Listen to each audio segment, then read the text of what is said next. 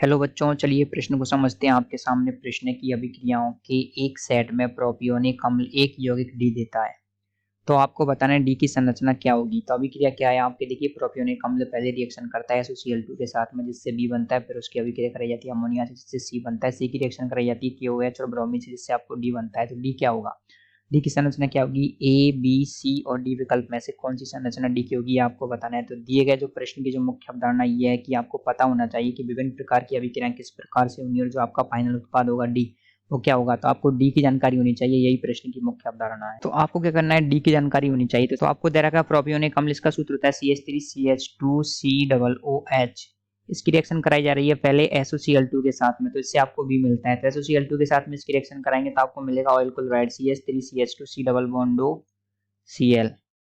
तो ये तो हो जाएगा आपके बी। उसके बाद में इसकी अभिक्रिया आगे कराई जा रही है आपके किसके साथ में, अमोनिया के साथ में। तो अमोनिया के साथ जब इसकी अभिक्रिया कराई जाएगी तो आपको प्राप्त होगा CH3C double bond O CH3CH2CONH2, ये प्राप्त हो जाएगा एमाइड। ये तो हो जाएगा आपके, क्या हो जाएगा, आपको प्राप्त हो जाएगा सी।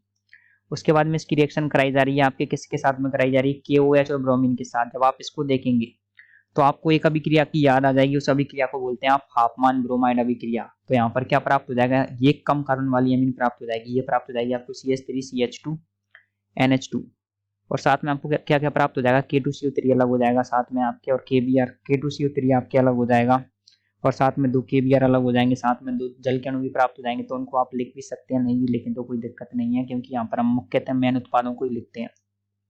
तो आपको जो अंतिम उत्पाद प्राप्त हो रहा है डी, वो क्या हो रहा है आप देखेंगे, ये प्राप्त हो रहा है आपको एक एथिलअमीन। तो आप देखेंगे एथिलअमीन कहाँ पर है आपके दिए गए विकल्पों में, दिए गए विकल्पों में एथिलअमीन है आपके विकल्प सी में। तो आप अब जो हमारे प्रश्न का सही उत्तर आएगा वो होगा विकल्प सी। एक बार और देखेंगे क्या हुआ था। सबसे पहले आपने रिएक्शन कराई थी SOCl2 के साथ में, तो यहाँ से SO2 अलग हो जाएगा, माइनस से HCl अलग हो जाएगा, जिससे आपको प्राप्त हो जाएगा CH3CH2COCl।